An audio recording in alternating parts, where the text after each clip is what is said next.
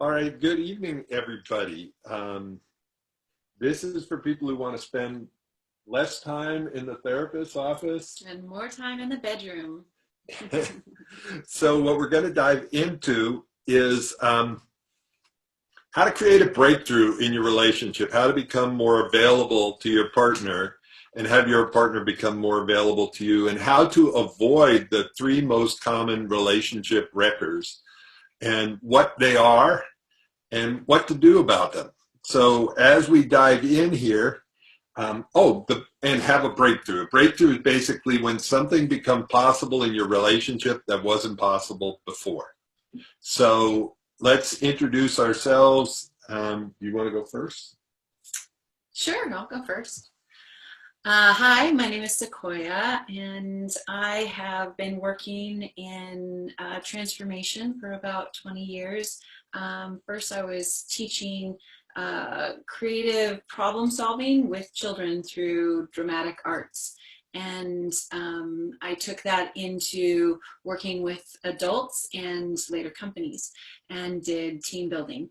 And found that about halfway into my previous marriage, communication started breaking down, and we kept going into this cycle of conflict and misery when we were trying to communicate, which created triggers, and I didn't get my needs met, he didn't get his needs met, and it eventually ended in a divorce that just broke my heart, broke his heart, broke our daughter's heart. And what I took on from that was being committed to a mastery of communication and relationship.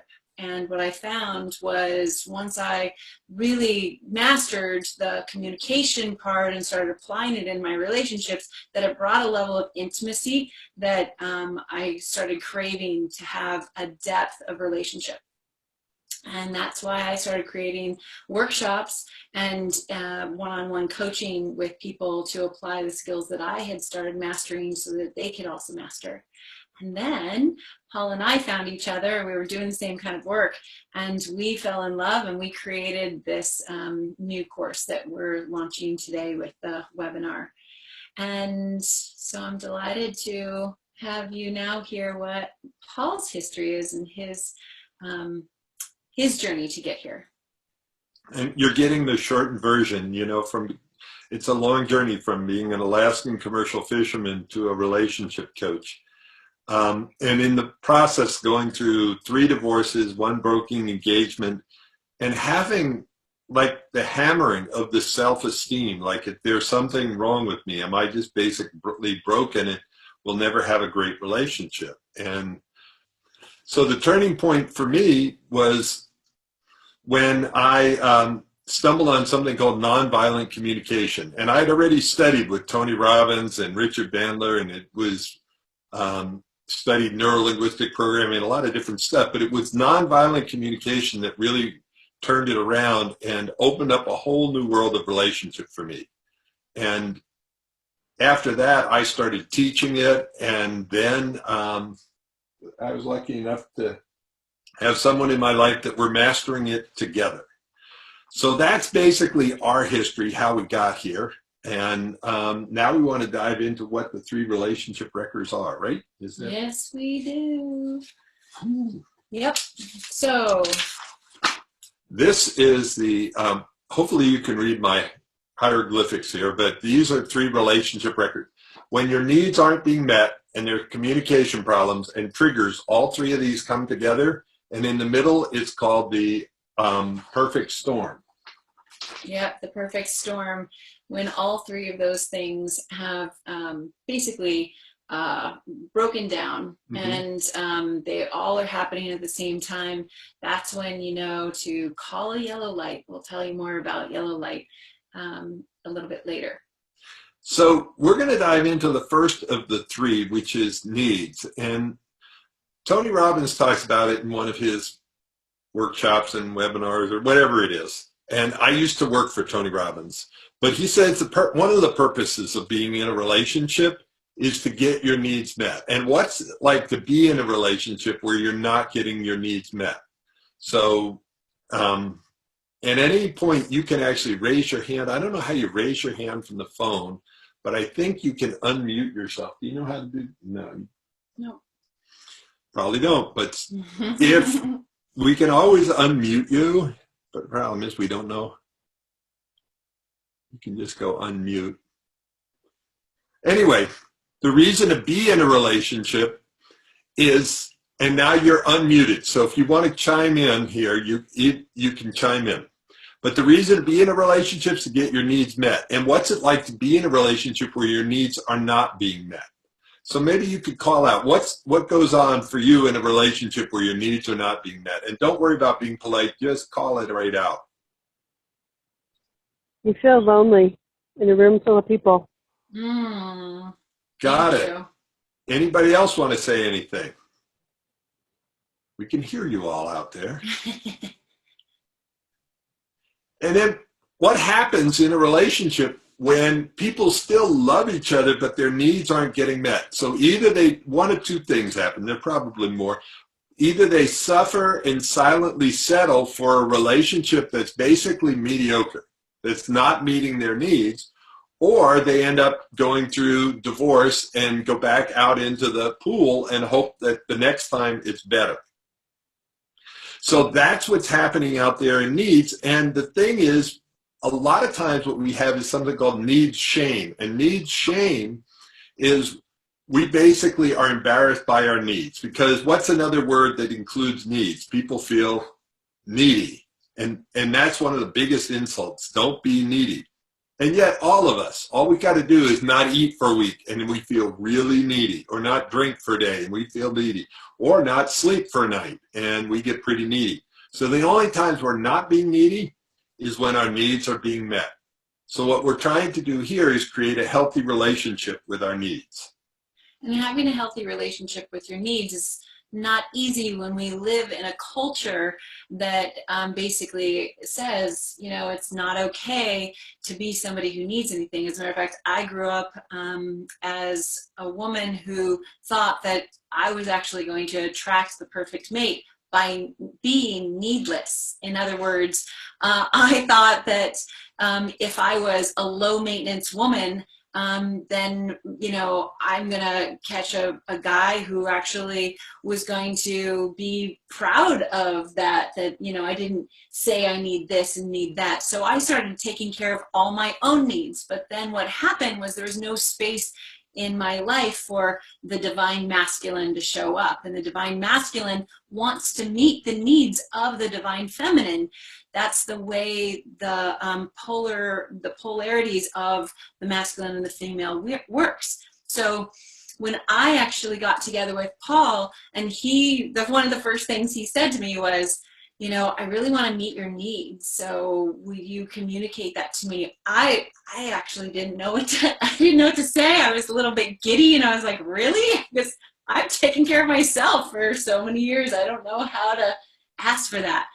And little by little, the more he started meeting my needs, the more I started being able to ask for more of what I needed. And it really healed a lot of past wounds that I didn't even know I had. And one of them was, am I worthy to ask for what I need?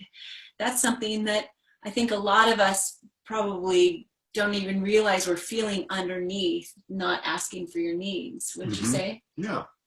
And there's three basic positions you can think about when you're talking about your needs. Position number one is need shame. And that's where I think my needs don't matter, and neither do yours. So don't talk about it, because it just makes me uncomfortable, and I don't want to be uncomfortable. So stop asking for your needs to get met.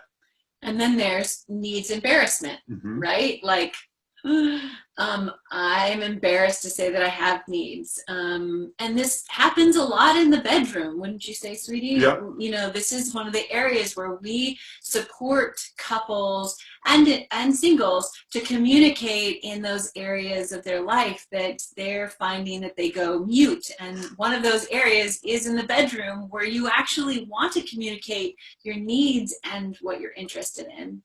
And whether or not what somebody's doing is working for you or not, you know. That's right. So we have people that have huge breakthroughs in their relationship and their communication, and in their intimacy side. So needs embarrassment, though, what the key about that is they know that they want it, but they're embarrassed to ask for it. And what happens in that cycle is, if you love me, you'd meet my needs without me having to ask. And if I have to ask, it means you don't love me. And then there's the third one. That is needs embrace. And that means that your needs are important or beautiful, and so are mine. And we literally have like a yin and yang relationship with our needs, where we're getting our needs met by giving needs to our partner, and vice versa. We're both meeting each other's needs. And that's beautiful. And that's something that Paul and I have, and we're really loving sharing with all of you. And the paradox, though, is if it becomes a demand rather than a request, and it seems a little subtle, but it's a major difference. If I'm demanding that she meets my needs, what I'm going to meet with is resistance, resentment, regret. It's not going to be fun to meet somebody's needs where they make it a demand. And the thing that's challenging for people is the more important the need is, the more tempting it is to make it a demand.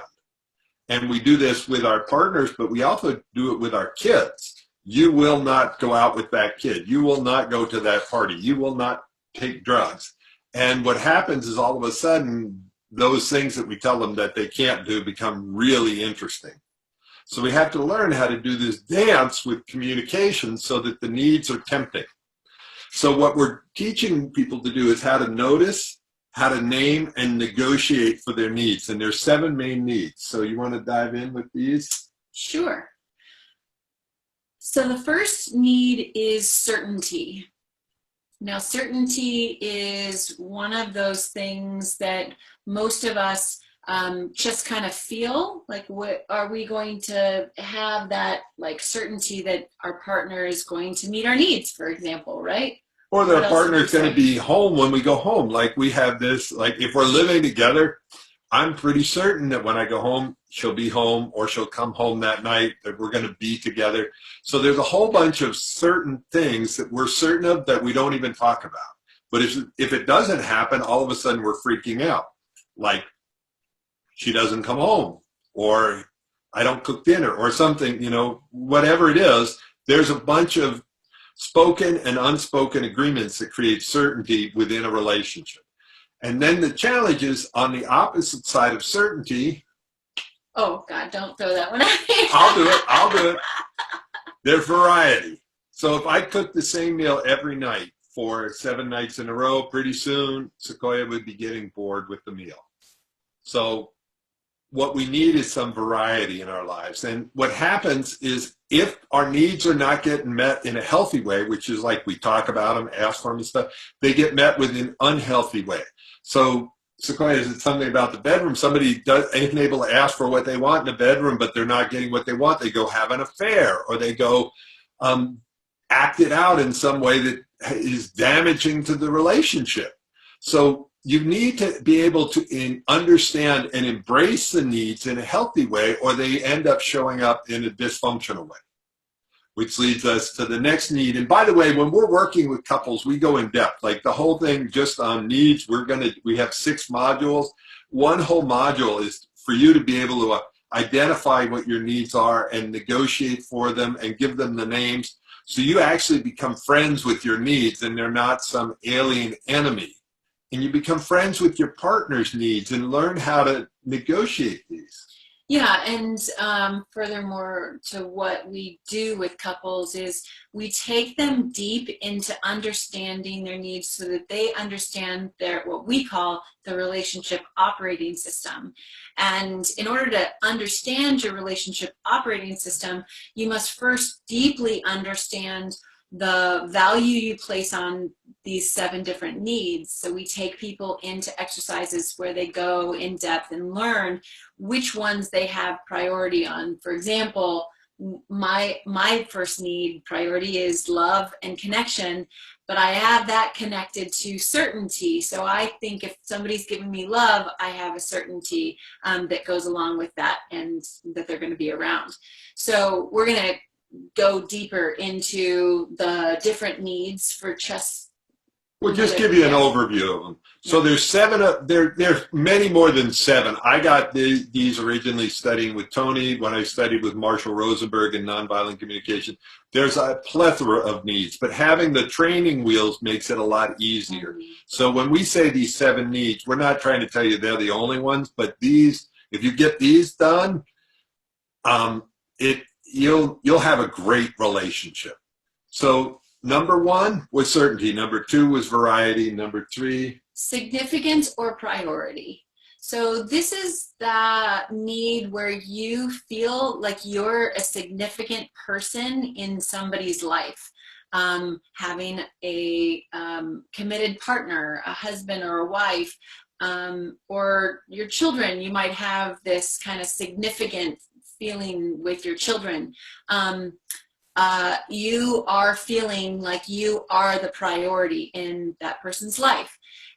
We recommend for couples that your partner is your number 1 priority.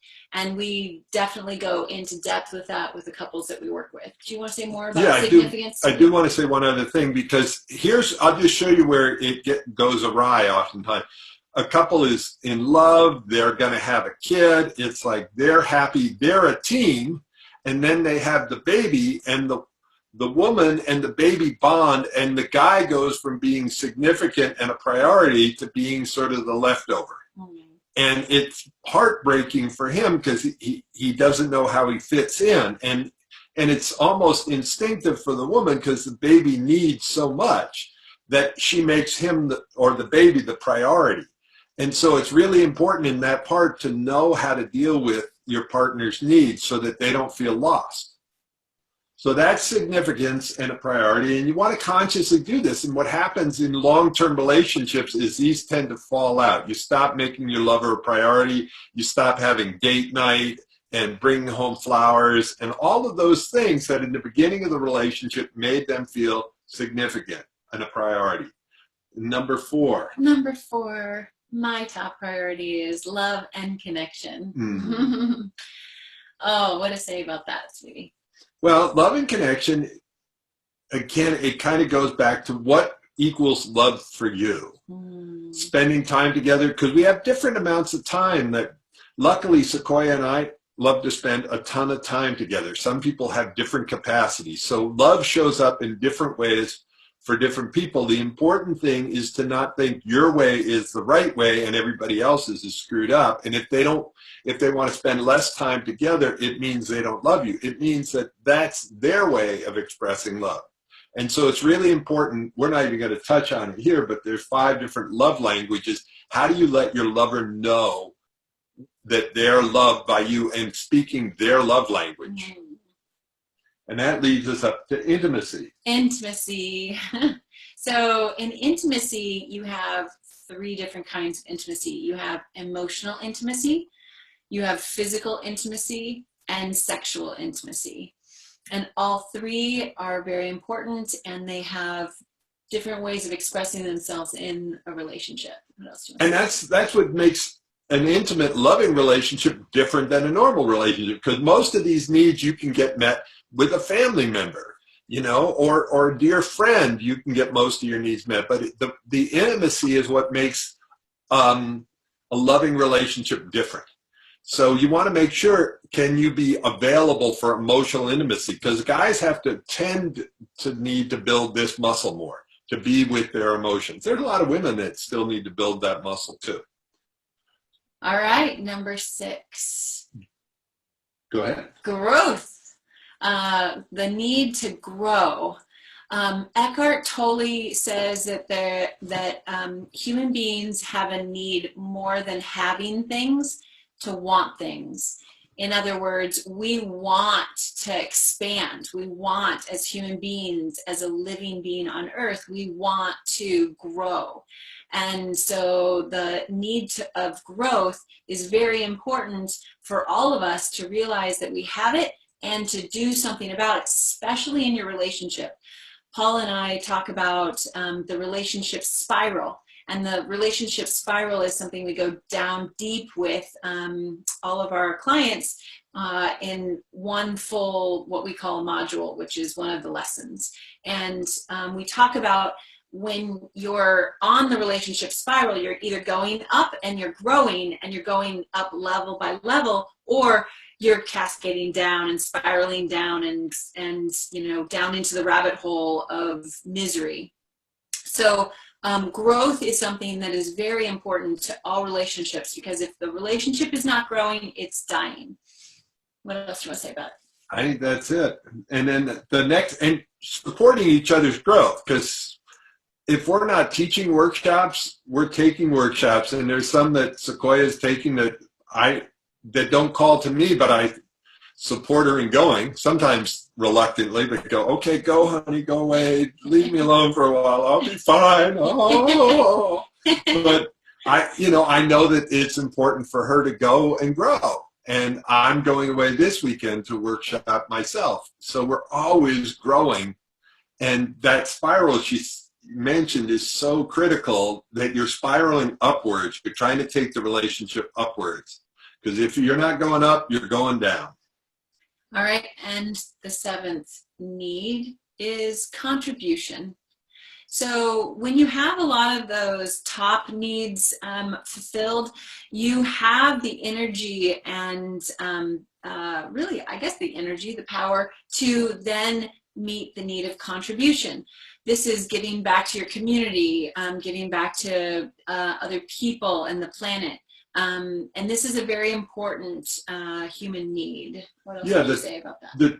The two human needs of the spirit are to grow and to contribute. Mm-hmm. The rest of them are sort of about us and our little module, but this is about the human spirit. It needs to grow and it needs to contribute and make a difference. I spent 8 years teaching part of what I'm teaching here in prison as a volunteer. I was always glad when they let me out at the end of the day, though. But that's one of the ways I contributed, and Sequoia contributes in different ways all the time. Yeah, I'm on the board of directors for a nonprofit in the area, and have always done special volunteer contributions, because contribution is a very important thing to my life. And I was raised in a family that did that as well.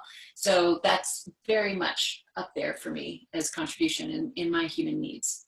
So let's just think about it for a second. What I'd like to do is hear from anybody who wants to say, what did they get about human needs here? If there's anybody who'd want to share, what did you get? And if you have any questions. And how important is it, by the way? How important is it to know what your needs are and be able to ask for them?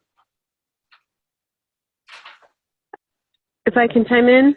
Yeah. I think that this is very profound, because you walk through your relationship not conscious of what these needs are, but you can feel when they're not being met. And so to put a name to them makes communication a whole lot easier, just from an awareness standpoint. So I'm very excited that I'm listening to this today. Beautiful. Thank you. Yeah, what you're doing right now is getting the first glimpse of what your relationship operating system is. So that's really great. Thanks for your comments. And this is 1/3 of it. So when the needs aren't being met, and then the next one, well, is there any other comments from anybody? All right. Then the next one is communication problems. And there was a great Sprint ad out there that said, can you hear me now? And why I say it was great, I rarely say an ad is great, but I think it was great because it hit into one of the core conversation that people want, is they want to be heard. And so one of the big problems about communication is people are talking, but nobody's listening. A lot of times what's happening is people are just waiting until the other person stops talking so that they can talk. So that one of the problems is they don't feel heard. And then if they do feel heard, they don't feel understood. And then the third one is they don't feel valued. And so if you look at it, what really makes great communication is when you're communicating and you end up feeling heard, understood, and valued. Yeah, I can't tell you how many arguments that I've had in my life that the very last thing I said as I was getting really upset was, "You're not listening to me." I just want you to understand. And I would really love for you to get that I am actually trying to contribute to you here. So all three of those things, wanting to be heard, wanting to be understood, and wanting to be valued. And here's part of it. Heard, understood, and valued. So you can see it. For those of you on the phone, it's a triangle. So heard is on the left-hand side, understood at the top, and valued on the right. So what everybody, I'm guessing if I polled everybody here, they'd all say, yes, I want that. I want to be heard, understood, and valued. And do you want to give it to your partner? Of course I do. So what stops us is we're afraid that understanding equals agreement. And we're afraid that if we give people understanding, they're going to think that we agree with them. Yes, I am a terrible person, or yes, I shouldn't have done that. So the whole idea here is how to lean in and learn how to do that, how to become, and I know this is, I want to get a sexier term than this, but effective communication versus ineffective communication. And if you're ever in sales, effective communication is communication that gets the prospect to lean in, to want to know more, to become open. Ineffective communication causes resistance and lean out and pull away. So, and skepticism. So it's like, if you think about it, you want your partner, when you're communicating, what do you want them to do? You want them to lean in. You want them to be enrolled in listening to you so that they can participate with you. And then you end up feeling what? Heard, understood, and valued. So one of my favorite things that I have as a quote from Tony Robbins goes like this: the quality of your relationship is based on the quality of your communication. Communication that falls apart has a relationship that falls apart. So how many of you out there know people who love each other but hate the way they communicate and handle upsets and arguments? Go ahead and say yay, or raise your hand if you're on. Yes. Yes, that's right. Cool. So we're going to give you an example of this with our relationship. And it's really interesting because it's, you know, people look at Sequoia and I and go, wow, you guys, it looks perfect. In fact, in the middle of an upset that we were having, this was in Hawaii, and we had somebody come over and sit at our table, like just a stranger, walk over, sit down at our table and say, you guys are amazing. You're so cute, and I love the way you're looking at each other, and you're so loving with each other. And we were in the middle of an upset, but it's like when you learn the tools, you don't have to make an upset upsetting. Right. We were actually cleaning up an upset that we were dealing with, and we were both giving each other empathy and love and connection, and we were meeting each other's needs, basically. And we had shared this with her, and she was like, wow, what do you guys do? And we were telling her that we're relationship coaches, and she was very intrigued, wanted to join one of our workshops that we have on the island. Yeah, so we're going to give you an example of one of those upsets. I don't think we can do that exercise. Yeah.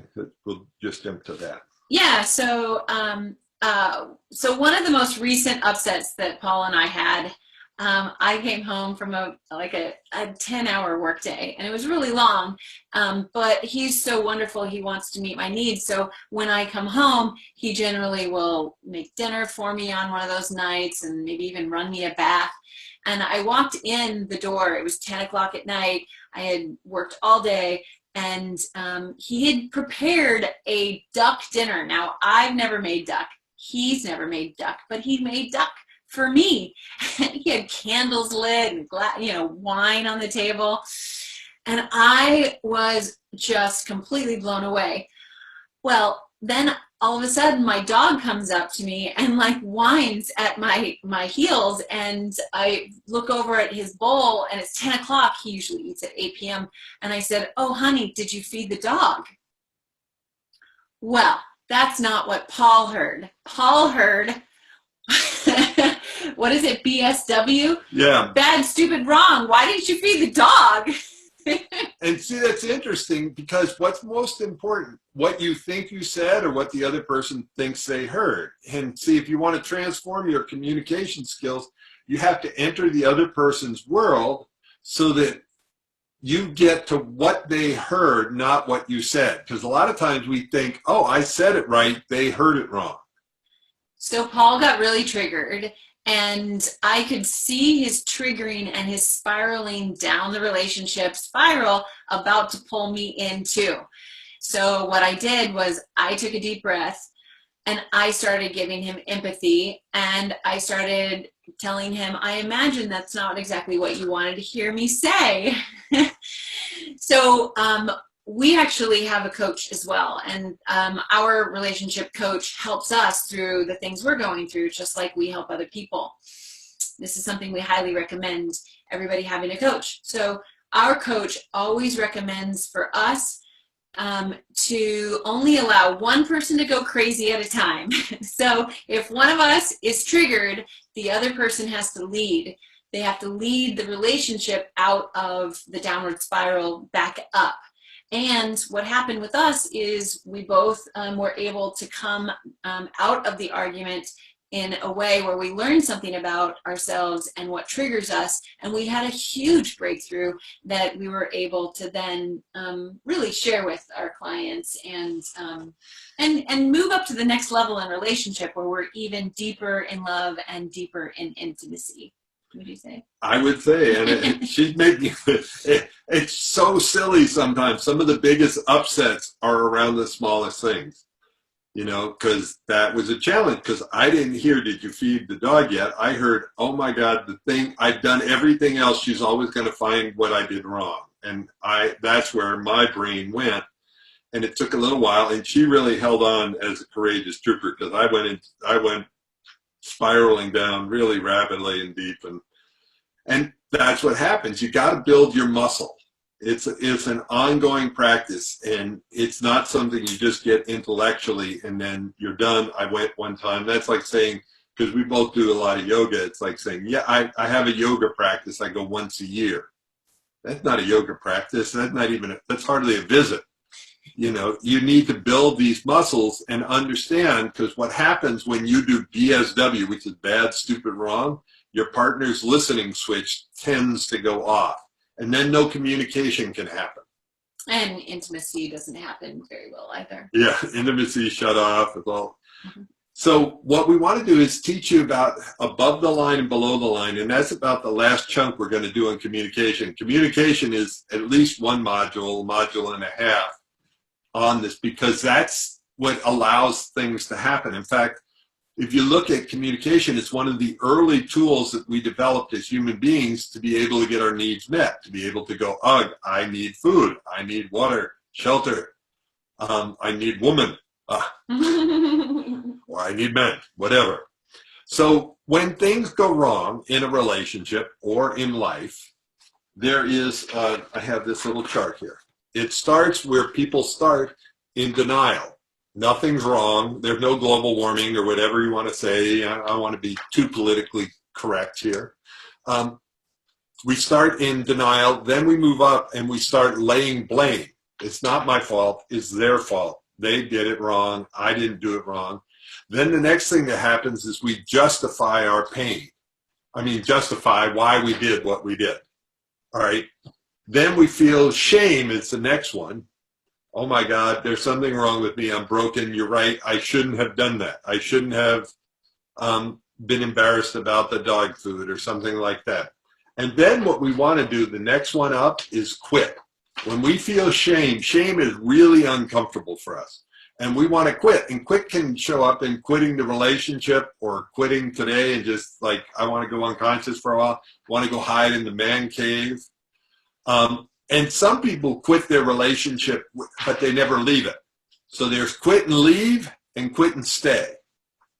And then there's this line, and above this line is where you become responsible. And above that, that's where you feel love. There's not a lot of love when you're down there laying blame and trying to figure out whose fault it is and why they did what they did and all the rest of that. So Paul and I always tell our clients that in order to go from the bottom, below the line, up above the line, to being responsible and in love and creating that connection, it takes courageous vulnerability. And when we had this upset that we were sharing with you, it was very courageously vulnerable for me to actually stand in a leadership position, because what I wanted to do was defend myself. I wanted to, make a case for why, I wasn't doing that. So it's an important part of a intimate relationship to be courageously vulnerable in your interactions. And we teach people how to do that in ways that will help them come above the line.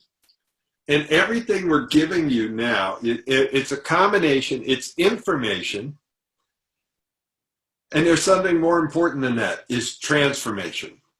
So information is not going to help anybody.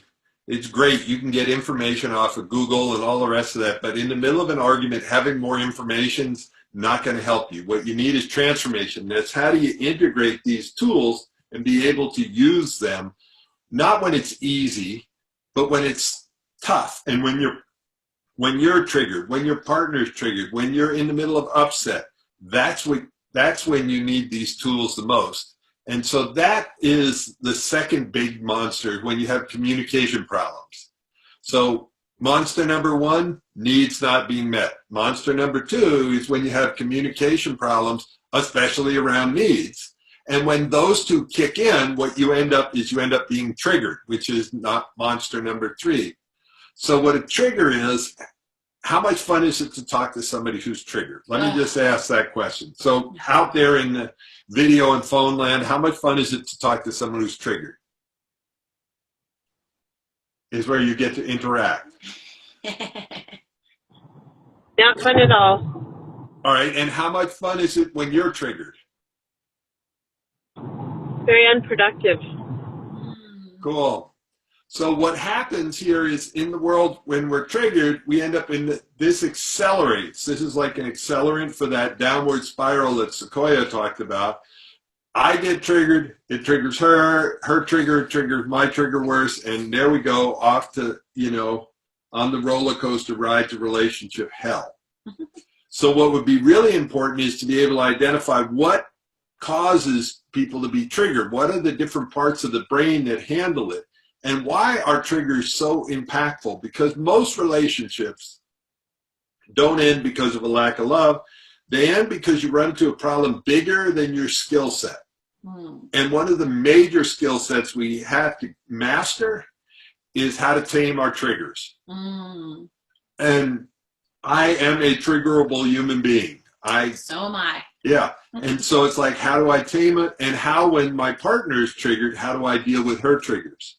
So if you look at it, why are triggers even there? Is it some abnormality that whoever created us just happened to throw in there by mistake? Nope. Triggers actually can save our lives. It's that part of the brain. So I'm going to go through the three main functions of the brain in relationships. Number one is the relating part of the brain, and that part of the brain we lead with love. That tends to be the more emotional part. It tends to be more of the feminine part. The next one is the reasoning part, and in the reasoning part, what you do is you lead with logic. In the relating part, you're leading with love. Here, you're leading with logic. So you can see right there that might be a problem. Your feelings are illogical, honey. You shouldn't feel that way, which never gets anybody to go, oh, thank you for telling me that. I'll stop that right away. In fact, it creates more of a distance. And then the third one is the reactive part of the brain. And the reactive part of the brain is connected. That's where you lead with loss. And it's trying to protect you.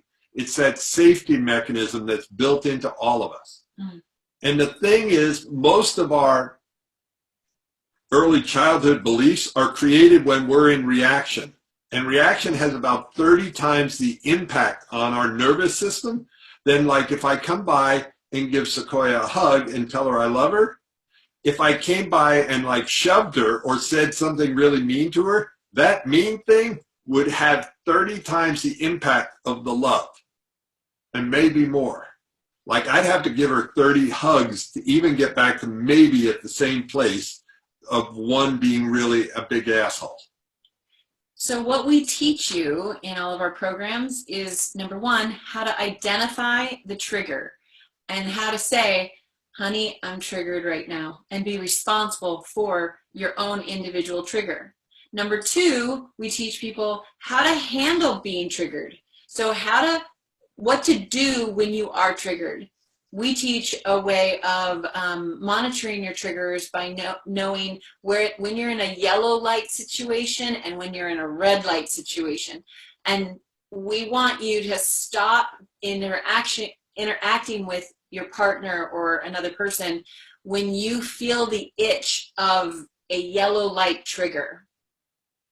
We don't want you to go to red light, because by that time you're already in what we call the reptilian brain, which is what we're getting to in regards to the different parts of the brain.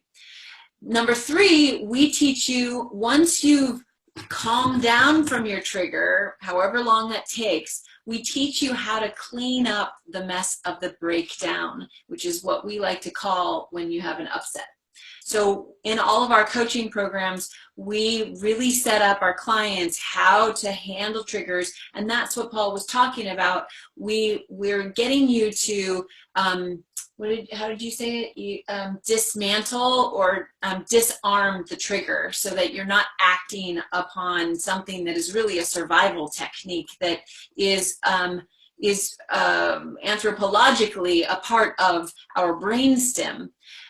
So what we're talking about now is the reptilian side of the brain, the survival part of all of us as human beings. And that's what it can feel like. I mean, it felt like survival, whether the dog was fed or not fed. That, it's like it triggered that core thing, and the reaction was way disproportional to the stimulus.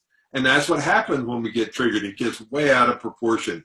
And when we are triggered, we go through three main phases. And she talked about yellow light and red light. So if you're sleeping at night and you hear something go clunk in the other room, and you don't think that anybody should be out there, your brain goes into the alert phase. And then what happens is, if you listen and you hear a footstep, you go into alarm. And then if you hear somebody trying to open the doorknob or doing something else out there, you go into the attack mode. And it can be attack or retreat.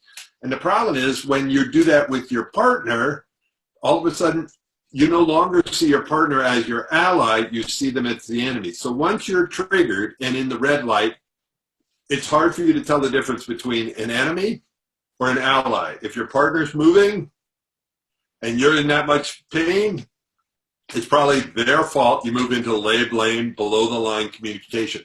The next one is, you can't tell the difference between danger and discomfort. And I was really uncomfortable and I felt danger, like I was in danger, so I had to hit somebody or something like that. Your behavior becomes a little crazy. So you can't tell the difference between danger and discomfort. You can't tell time. And the thing is, how do you create safety? What you're trying to do is get back to safety. Oh, and another thing is, you can't be empathetic when you're triggered. You don't have any feeling for the other person. You're just in the survival mode. The reptilian mind is like shut off from everything wonderful. And the last thing is, all those tips, tools, and techniques that you learn from Cosmo and everything else, that shit is out the door. The only thing that we're working on when we're teaching people about triggers is how to get them from being triggered back into their reasoning mind and then into their relating mind, so that they feel safe and calm again. And it's important to know, am I seeing my partner as the enemy? Because if you're seeing them as the enemy, it's not even good to have a conversation. That's where it's like red light, because anything that comes out of your mouth, you're going to regret later. Did you tell them that it's also, you can identify that you're triggered because you really can't like add, you can't like do any mathematics or anything like that. It's so, primal that it doesn't even, you can't even do any mathematics or anything that's logical. Right, you don't have logical skill. Well, you don't have the connection to the reasoning or the relating. That's how come you can't give empathy and understanding or sympathy, and you can't make fun out of math. All right, there's 5, and in the book I wrote called Argue Less, Love More, some of you I know have it. There's 5 main communication triggers. So I didn't know whether to put them as a communication problem or a trigger problem, because they go across, all 3 of these kind of melt together into that perfect storm. And the 3 communication problems are, number 1 is case building. Anything you say can and will be used against you. Yeah, and I described this a little bit when I was talking about our upset. I tried to build the case, like, no, really, I just wanted to make sure that the dog was fed, and, you know, I always feed the dog at 8 p.m. I'm sure that he, so you can see case building is when I make the case that my side of the argument is really, really important, and that's what needs to be paid attention to. And then the partner then does the same thing, making his side of the argument, and we're like 2 lawyers going at each other, but we're really love partners, and it just doesn't work at all. Case building. Or the other part of case building is I hear I'm bad, stupid, and wrong, and if I just listen to her, then everything would be fine. So that's case building. Next one. Storytelling. Now, storytelling is when you're experiencing a situation and all of a sudden you start having this story in your mind that is way blown out of proportion, right? About what just happened, and you start making up a story in your own mind about the argument or about the situation. Like Paul was making up the story that, you know, she expects me, I've never fed the dog before. She expects me to know how to feed the dog. She mixes some special thing together with some other special thing. What else would you say about storytelling, sweetie? Well, the mind is a meaning-making machine, so it's always going to be telling stories. But what's going to create connection with your partner is if you tell the story and go, honey, I'm telling myself the story that when you said that, you thought I was incapable, or you were just trying to make me feel bad. And sometimes you'll know you're really getting close to the core of your story if it's a little embarrassing to say out loud. That's when you know you're really telling your story. Because a lot of times when our stories show up in the light of the day, they're a little silly, but they feel really real when they're in our heads. So when we work with couples, we teach couples to be responsible for the story that you're telling yourself in your head by voicing it to your partner. I just want to say I'm making up the story that you don't care about me, you care about the dog. Right. The next one is message assuming. And now this is nothing new. We have heard about message assuming, but there's 2 parts of it. Number 1 part is I'm assuming, if, say, I'm giving Sequoia directions to drive someplace, and I assume that she actually heard them and could repeat them. So I'm assuming that she's hearing what I want her to hear in the way I want her to hear it. That's number 1. Number 2 is when I'm listening, she might be assuming that I'm hearing it, and I'm assuming that I'm hearing it in the way she wanted me to hear it.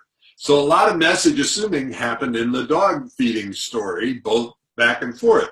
And what could have stopped it is to go, wow, I just said, did you feed the dog? What did you hear? And at that point, I could have told her and said, oh, the story I told myself when that was happening is I'm a loser. No matter what I do, it's not right. I cooked dinner and then you're going to, that was my story. But she would have known right away, and that would have created an opportunity to create connection. And she could have gone, 1 of 2 things. She could have gone, wow, boy, are you stupid. That's not what I said at all, which would have continued to spiral down to hell. Or she could have gone, wow, that story must have been really painful. Let me try again, because that's not what I wanted you to hear. So that reflection exercise that Paul is talking about right now is how we teach couples how to give empathy and understanding, and to really be gotten in a situation. Once a person is gotten, you can work through pretty much anything when somebody really feels heard, understood, and valued. And I use the term, I feel gotten, when somebody feels that way. Yeah, and the thing that's confusing about that term is that some people think I got her, so I understood her. That's only halfway there. For her to feel gotten, not only do I have to hear her and understand her, but I have to feed it back so that she gets it, that I got it. It's not good enough that I get it. She's got to get it that I got it. Yeah. Now that's a lot of getting and gotten, but that's what actually happens. For her to feel gotten, I have to feed it back in some way so that she gets it that I got it. And that's really hard for a lot of men. They're like, I got it. Why do I have to say it? Well, I already got it, you know? But most women really need to know that they're really been heard and understood and valued. The next one, number 4, is cup stuffing. Now, when Paul shared this one with me, I really love this one because I tend to be somebody who's really tenacious, and I want to get lots of information, and we have these weather reports where I could go on and on and on with tons of detail, as a female can. And Paul is like 2 words, and he could communicate how he's feeling as a man. So cup stuffing, if you imagine a cup that's full to the brim, if you are trying to say something to your partner when their cup is full, it's going to spill over, and that could be an upset. So, for example, Paul comes home from work one night and it's really late. He's just had a horrible drive, and he basically has no space in his cup for me to say anything. And if I don't know that, I could actually just say one thing like, did you feed the dog? And all of a sudden, he's triggered, he's upset, and he's fuming, right? So cup stuffing is being conscious of how much space your partner has for certain kinds of communication, right? Yeah. And what Paul likes to say, I love hearing this, is that a woman's cup can be as big as like a 20-ounce thermos, right?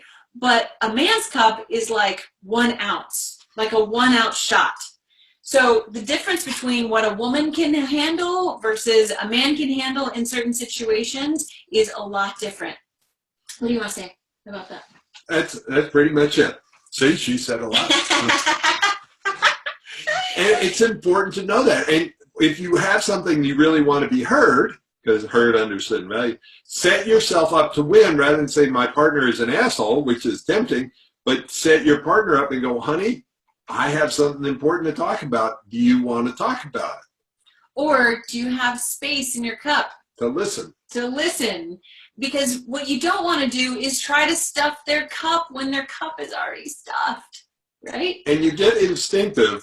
You know, there was a night when I wanted to talk to Sequoia about something, and I said I wanted to talk to her, and I could see she was tired, and I'm going, oh, bad idea to talk to her now, bad idea. And she's like, I want to know now, I want to know now. So I said, okay, I finally surrendered. I told her, and then it was like, no, bad idea. I should have stayed with cup is full, cup is full.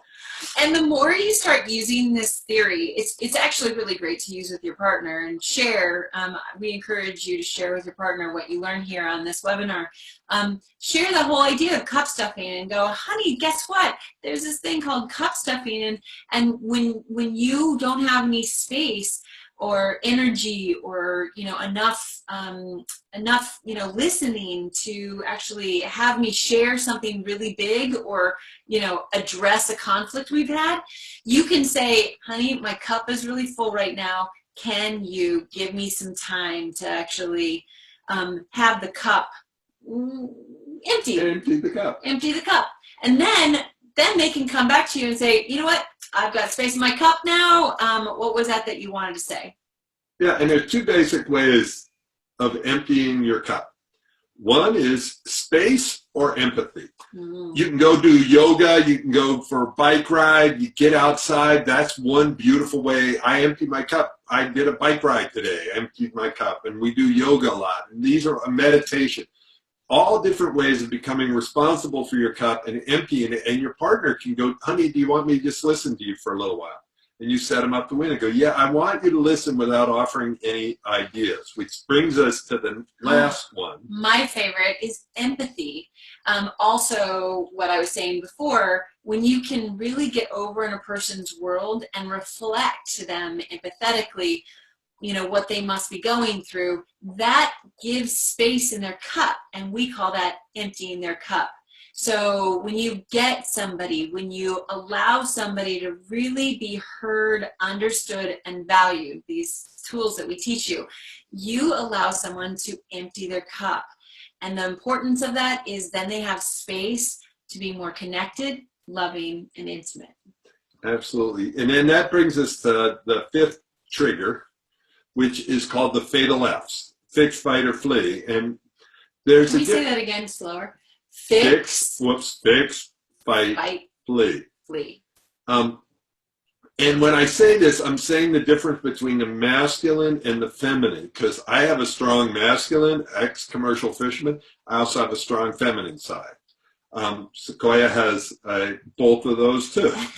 Yeah, I grew up as a tomboy. I was a competitive athlete all my life, and but I was also a fashion model. So my my extremes are I can be very masculine, which is kind of weird to me now because I've kind of given that up, and I can also be very feminine.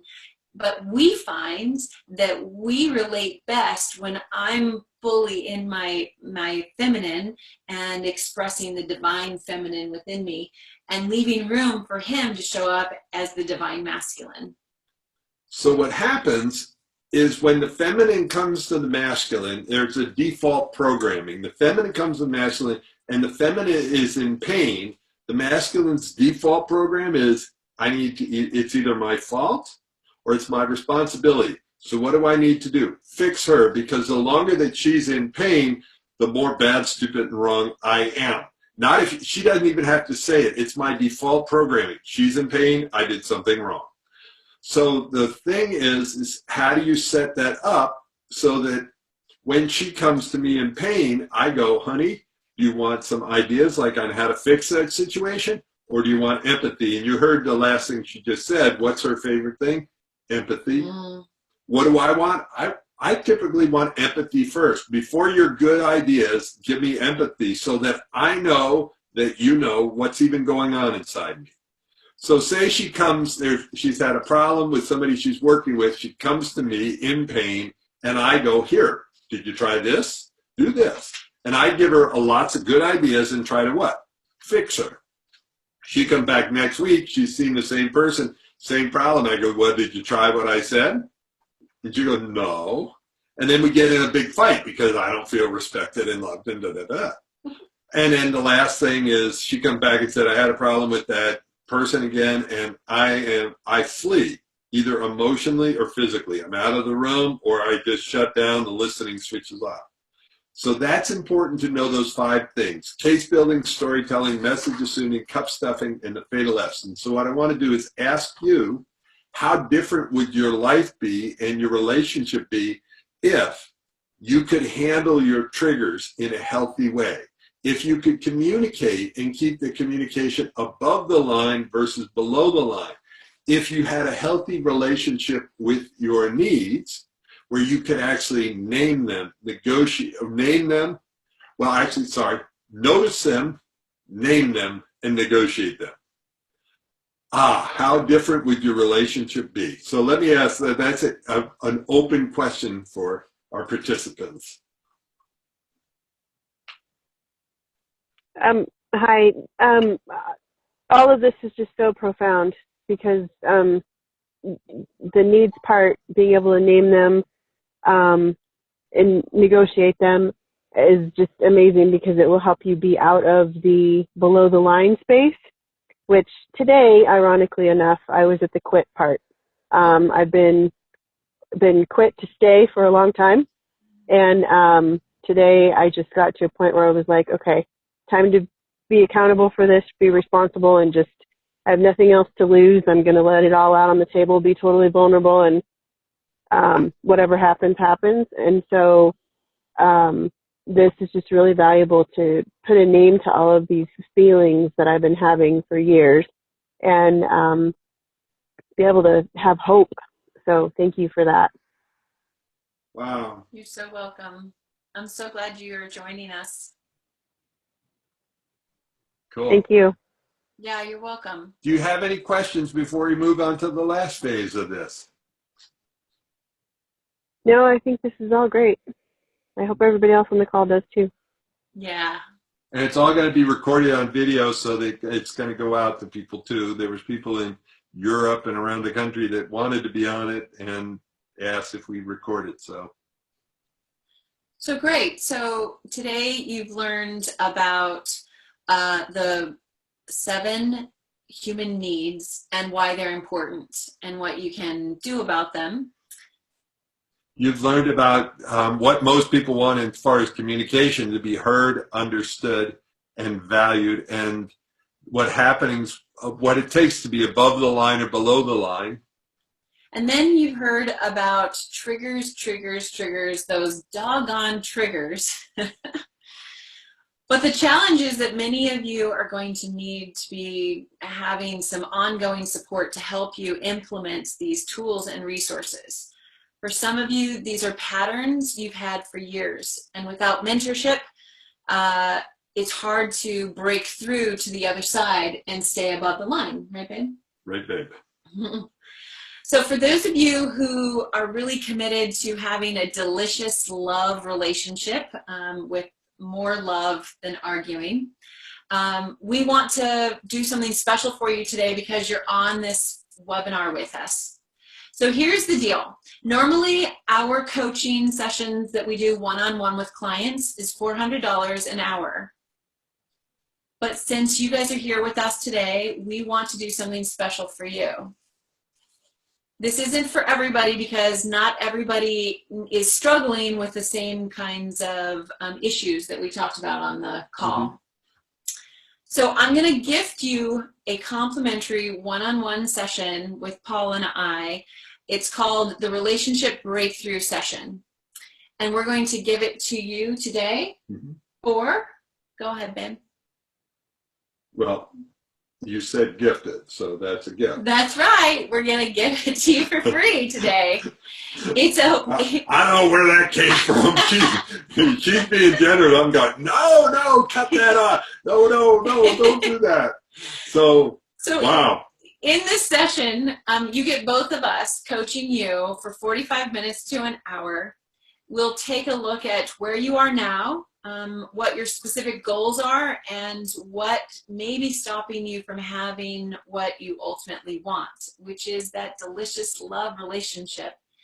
And we'll give you some resources to help you get right to that, right? Yeah, you'll find out where you are, where you want to be, and what's in the way, and how to get through that. And by the way, people who are listening to this that didn't listen to it live, you're not going to get the same thing. Like if you go to, I'll put it up there, magicrelationship.net/breakthrough. And that's where if you just got me, not even the two of us, it's $197 for a breakthrough session. If you put in the passcode, because you did watch all the way to the end, breakthrough, it says in coupon, you get it for $97. If you weren't on the live one, you get it for $97. If you are on the live one and you let us know tonight that you want a breakthrough session, then we will set that up, and Sequoia said it will be a gift, so it will be a gift. I love being generous. So we are going to open it up for questions and answers now. If anybody would like to type in questions, we can answer those typed in. If somebody wants to raise their hand, you can raise your hand. Those people on the phone, we've got you open right now, so we can answer any questions you might have straight from your phone line. And before you do that, if you want to get the gift session, Or if you want to get either session, you can get a hold of us at info@arguelesslovemore.com. Info, I-N-F-O, at arguelesslovemore.com. All right, so is there any questions, thoughts, comments from anybody? I have a question. Yeah. Are you Shannon? Is that right? Yeah. Go ahead. Do you work with families too, or just couples? Yes, we can work with families as well. Okay. What age are your kiddos? Young adolescent. Okay, great. Yeah, I have a teenager, so, and I've worked with children and families for years. Okay. And are you still based in the mountains here, or are you somewhere else now? I'm based in wonderful Santa Cruz. Santa Cruz, California right now, but we Oh, do yay. Colorado Okay. as well. And a lot of my clients Okay. are spread around the world, so we do an awful lot of work on Skype and Zoom and different formats there for people. So we do it anywhere. And can you do group sessions, like 3 or 4 couples or 5 couples at a time, like a weekend retreat thing? Oh yes, absolutely. And we will be in Colorado this summer. So if you're interested in seeing us in person, we can actually set something up for the summertime. And if you're interested in hosting 4 or 5 couples getting together, we can come back, because part of that is we have a 90-day turn your relationship around process. And it starts with a retreat, and then there's the 6 modules. So if there was 4 or 5 couples, we could run the retreat, and then the 6 modules they get over Zoom and Skype, and we can interact with them as they apply the tools. So Okay. It's really informative. I really appreciate what you guys are doing. Thank you so much. You're welcome. Thanks for the question. Can we check to see if there's anybody in the chat, honey? all right. We're going to we've gone through all the questions that we see right now. We're going to end it for now, and thank you so much. And remember, if you have questions, you can still write them to info@magicrelation. And sorry, I have too many websites. arguelesslovemore.com. Info@arguelesslovemore. And if you want a complimentary session, it only includes people who saw this live. The people who are getting the recording, they don't get that. Sorry. Have a great night. Thank you, everybody, for showing up. Ciao. Delicious.